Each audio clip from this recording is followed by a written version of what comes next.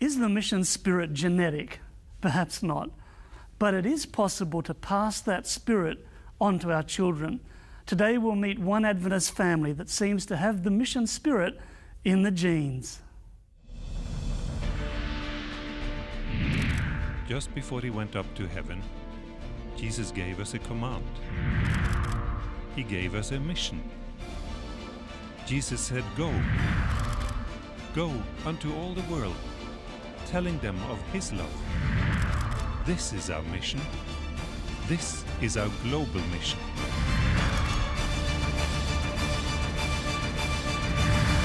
Hello, I'm Gary Krause, and welcome to Global Mission Snapshots. On today's program, we'll be meeting Myron Isenminger, Undersecretary of the Seventh-day Adventist Church. Myron and his family served as missionaries in the Middle East and most recently in Asia. We'll also talk with Laurie Falvo about Global Mission in South Africa. If you receive Global Mission publications, which you should, you'll see the results of some of Laurie's work every month. But first up, let's meet a family with the spirit of mission in their blood.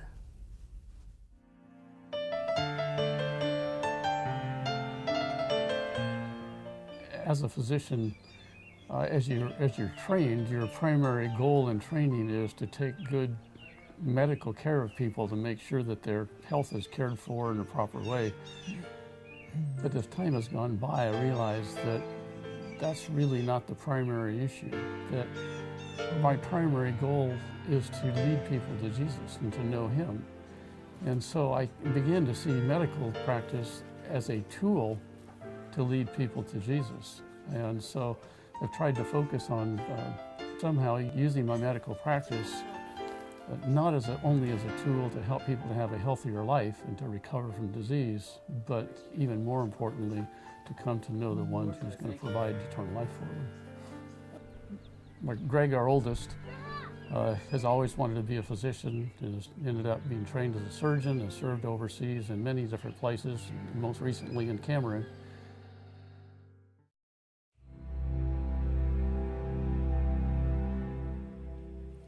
I would say it was probably somewhere in high school that I decided that I really wanted to be a missionary and specifically a physician.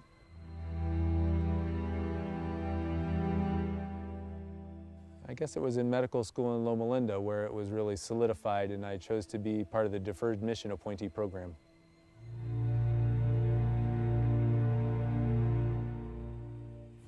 I did 3.5 years of residency in family practice training, and haven't seen anything here that I ever saw in family practice training.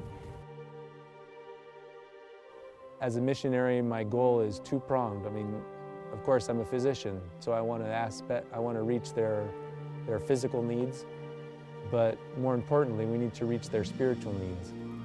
And there are certain people at the hospital that we've been able to minister to. And we've seen people that have had tetanus, who have been sick in the hospital for many weeks, and then for a long recovery period after that. And with time and praying every single day with them, they have come to know Jesus and give their heart to God. And I think that's the most encouragement, is individual lives that have been changed.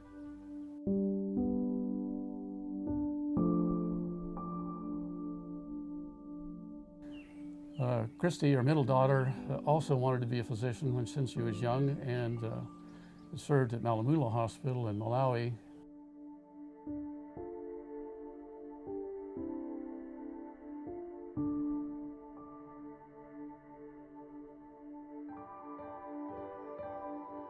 I love the chance to come to a place and care for people who no one else is really caring for. I find that intensely satisfying. And I think that's why I've always wanted to do this. If you stop working at home, your patients get upset and they go see someone else. Here, people die. And I think that's what I find truly gratifying about being here. I feel like it touches into what Jesus talked about when He saw the multitudes and He had compassion on them. I think that's really what it comes down to for me. We always think of blessings as being safe or happy or things like that, that I think you can be blessed by loneliness and by being homesick. I think God chooses to bless you in a different way, and by being here, I'm getting to be molded by God, and you don't often get to see that very clearly in your life.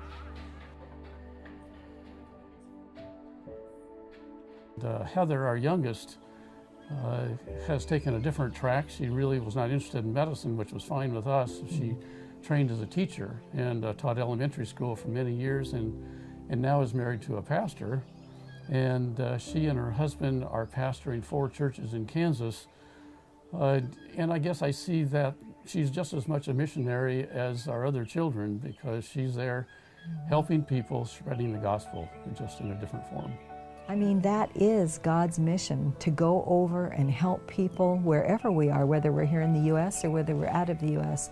Go and help people and teach them about the Lord, as well as helping their physical well-beings. Mon Dieu, ce soir, je demande que vous êtes avec notre sœur Thérèse et la famille qui est ici. There are certain people that I've felt I've made a real difference in their life,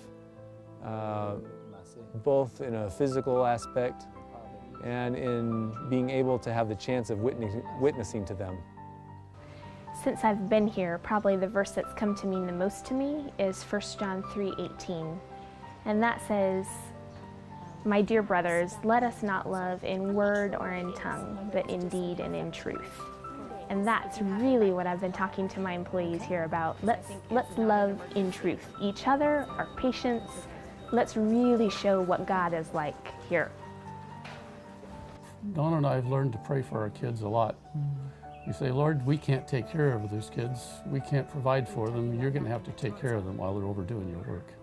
You go to the point where you realize, Lord, they're yours, they're not ours. They never will be ours. They've always been yours. And you let them go. That doesn't mean you don't miss them. That doesn't mean it doesn't hurt. That doesn't mean you don't miss family times with them, special occasions like Thanksgiving or Christmas or, Easter or things like that are family traditions. But you realize that they're doing something far more valuable that's eternal.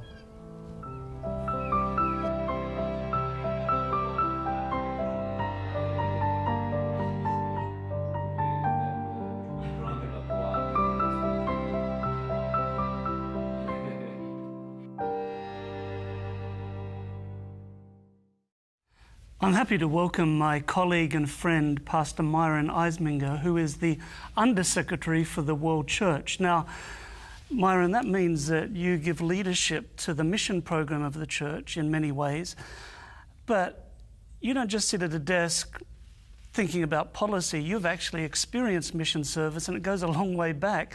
When did you first remember being interested in mission? Well, Gary, I grew up in a Christian home, and I remember I loved to read mission stories. And I had never really thought that I would go as a missionary until my older sister spent a year as a volunteer in Japan teaching English. And it was during that year I saw what a difference it made in her life, that I vowed that I was going to do the same thing. So I took a year out of my university experience and went to a part of the world that I'd always been interested in. Actually, I was living in Jerusalem. Oh, wow. What did you do there? We also had an English language school there at that time. It was in East Jerusalem, so I was mostly teaching Palestinian students. And during that year, for the first time, I put myself in their place. Right. And I thought, wow, how would my life be different if I had been born into their home? Would anyone have told me about Jesus? Would I have had the peace and happiness that came from being a Christian? And after that year, I went back committed to wanting to go for a longer mission service. Wow. So you were like just a teenager back then? Right. Mm-hmm. So what was the next step? Well, as I was dating my wife, we talked about mission service, and she also was willing to go. She had never been out of her home country here in the U.S., but we had an opportunity after our daughter was born. She was a couple years old, And we got to go back to the Middle East, this time to Egypt. Now that's a fascinating country. It is. The history is rich. The people, we fell in love with the people, the food. But as far as Christianity and mission, it's a little more difficult country to work in. Now that's an understatement. The Adventist Church has been present in Egypt, I guess, for more than 100 years now. Mm-hmm. But what are the main challenges we face in Egypt? Well, officially, the country is more open than many in the Middle East. But of course, there is still the distinction. If you are born a Christian, you can remain a Christian. If you're born into the predominant religion of that area, then it's expected that you will remain so. Right, and to be an Egyptian is to remain in that religion. Right. So what did you do when you were in Egypt? Well, I worked for our church office there in administration, treasury. And so I didn't have a lot of time to spend in the front lines, as we would say, as in some other areas of the world. But we spent a lot of time getting acquainted with the people there. Mohammed, our vegetable man, we became good friends with. And there were just so many instances where we could relate on a personal basis with people. Great. So from Egypt, what was the next stage? Well, there's one thing that I wanted to share about Egypt, and that was that we didn't see a lot of results from our work. And it's easy to get discouraged. We have a lot of missionaries that are working in hard areas like that. But it was actually just a few months ago when I got a report that really encouraged me about that time we'd spent. One of my colleagues was traveling in Europe and ran into a family that I had gotten acquainted with during that time in Egypt.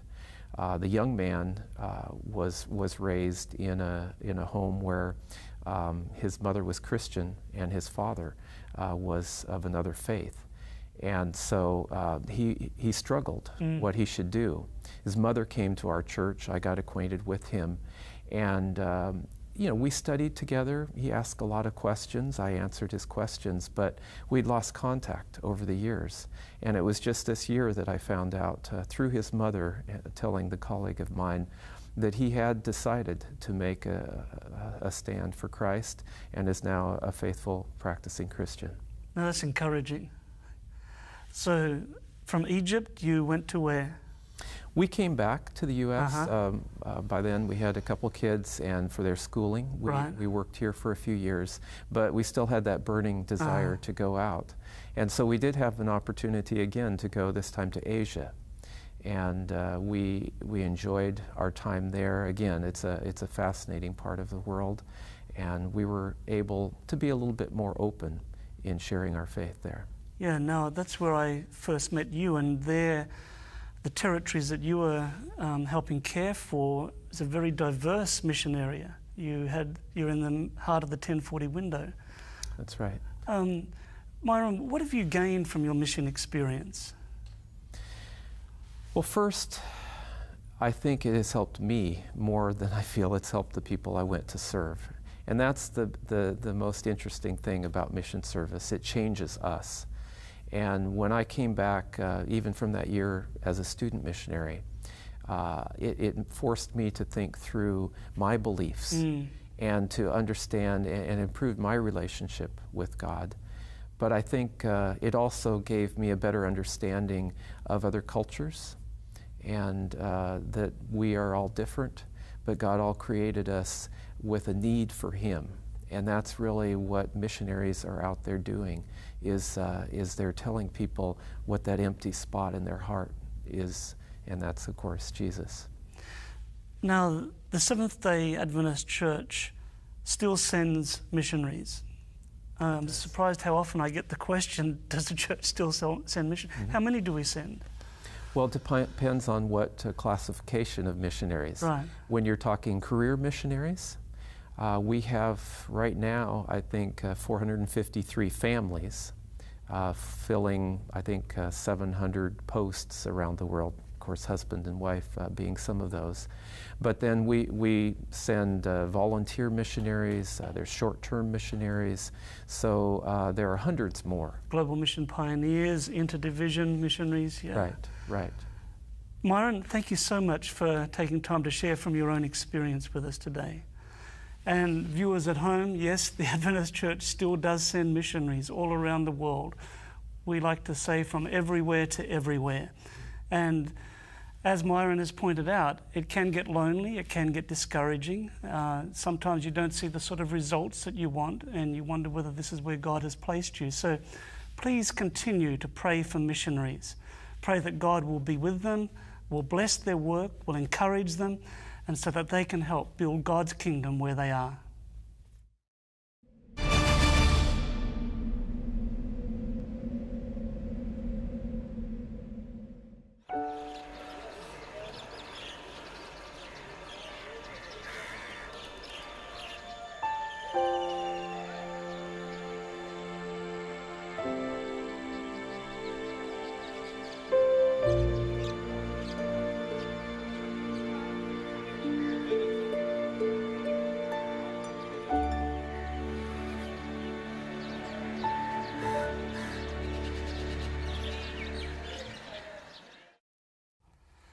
My guest is Laurie Falvo, who works with me in the Office of Adventist Mission at the General Conference.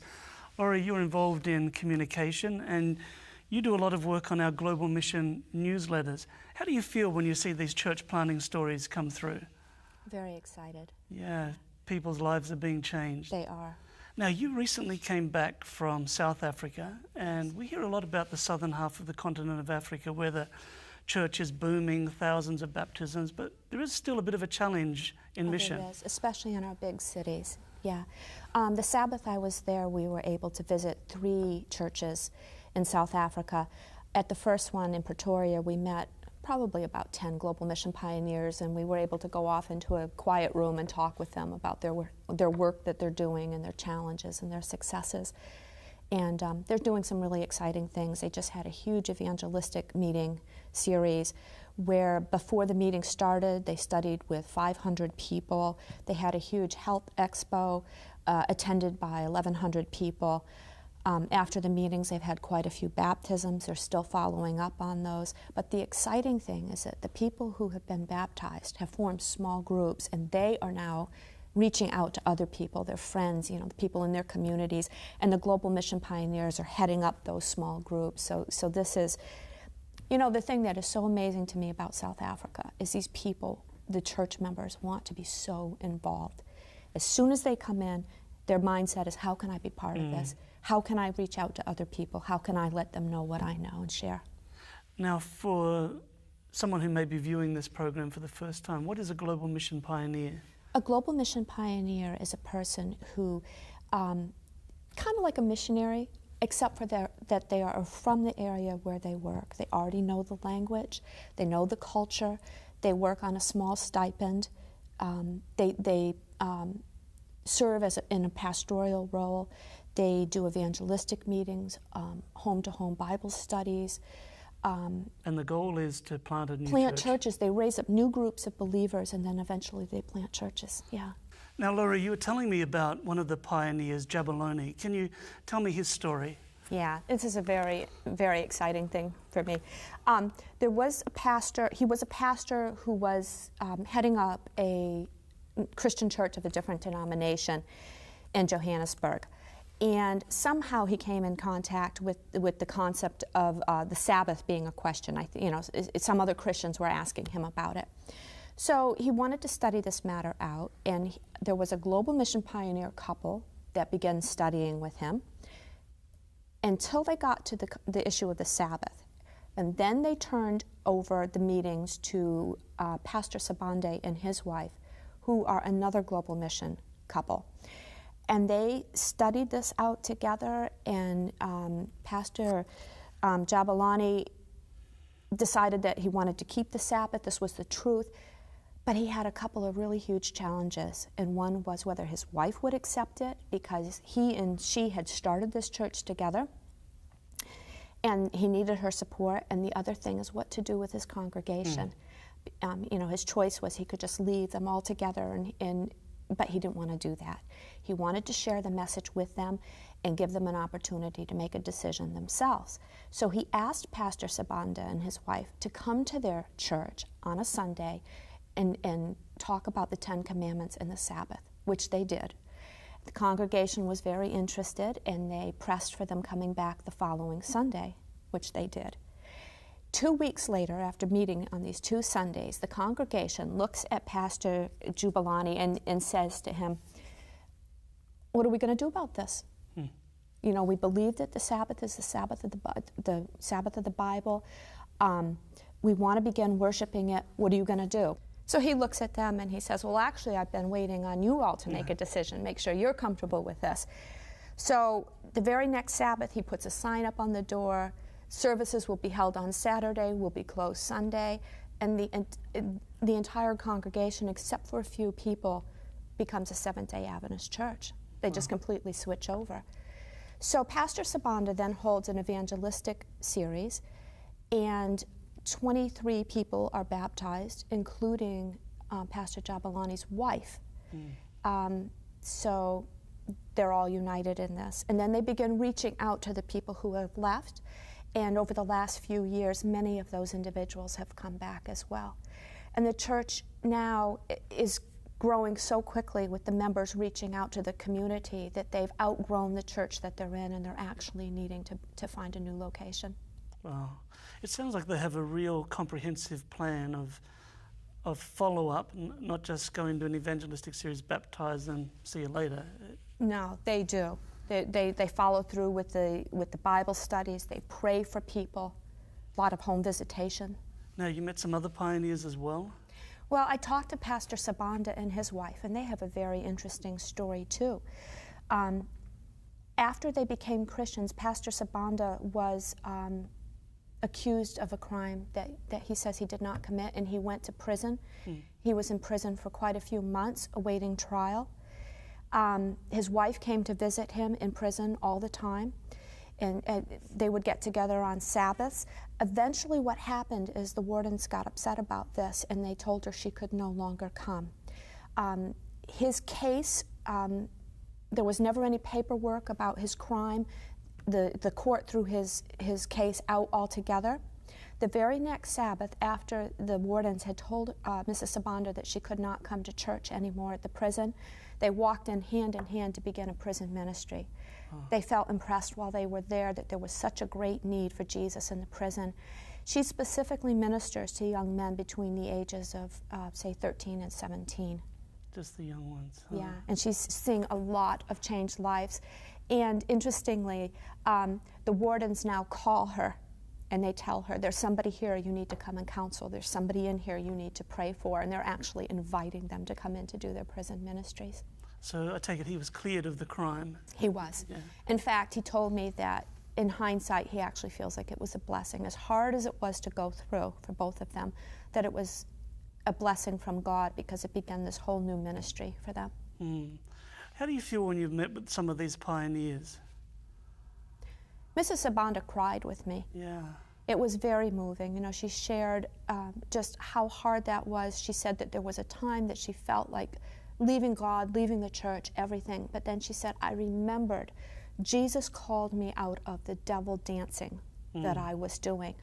And I said to him, I cannot go back. I must go forward with your help." Wonderful. Yeah. Laurie, thanks so much for sharing with us today. Thank you, Gary. Whenever I meet global mission pioneers like Laurie, I'm humbled when I see their sacrifice, when I see their wonderful commitment. It can be so challenging as a pioneer in a new area or among a new people group. Where do you start?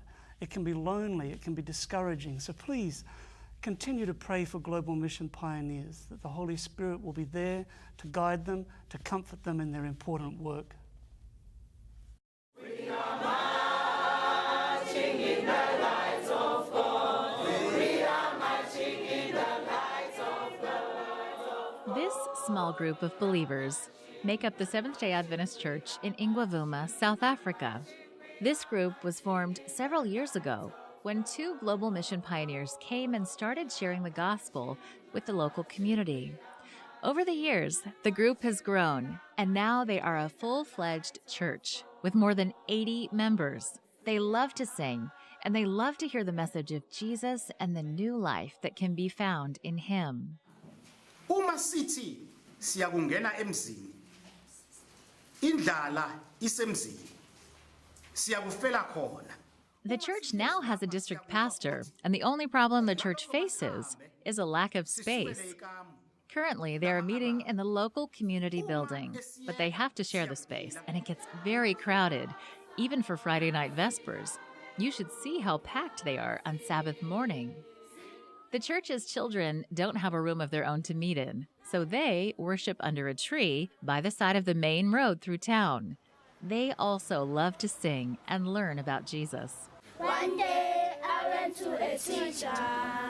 I asked him if he knew my Jesus. He told Your me 13 Sabbath offerings will help to provide a new church for the members in Ingwavuma. A plot of land has been obtained, and now all they need are the funds to build their new spiritual home. A small room will also be built where the children can meet as well, and also have a place where they can invite their friends to come and learn about Jesus. Your faithful support of both Global Mission and the Mission Offering has made this project possible. Global Mission provided the workers who planted the seeds in Ingwavuma that have now grown into a full church. Now your mission offerings will continue the work that was started by Global Mission. Please pray for the members in Ingwavuma as they continue to grow and share their newfound faith with their friends, families, and neighbors. Thank you for your prayerful support of the mission of the Seventh-day Adventist Church.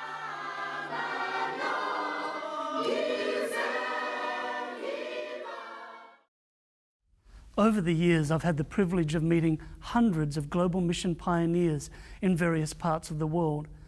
They always leave me humbled with their spirit of mission, their spirit of sacrifice. If you enjoy stories of pioneers, missionaries, and mission, you'll want a copy of the Mission Stories for Kids DVD. It's designed for kids, but it's not just for kids. So if you live in North America and would like a free copy of this DVD, simply call our toll-free number 1-800-648-5824 or visit our website and ask for the Mission Stories for Kids DVD or offer number 304. And don't forget to clearly state your name and address, and be sure to mention Mission Stories for Kids DVD or offer 304. Well, that's it for today's program. Thanks so much for joining us, and I hope you've been inspired by what you've seen and heard. On behalf of Adventist missionaries and global mission pioneers serving all around the world, thank you for your continuing prayers and your support for Frontline Mission. Until next time, I'm Gary Krause for Adventist Mission. God bless.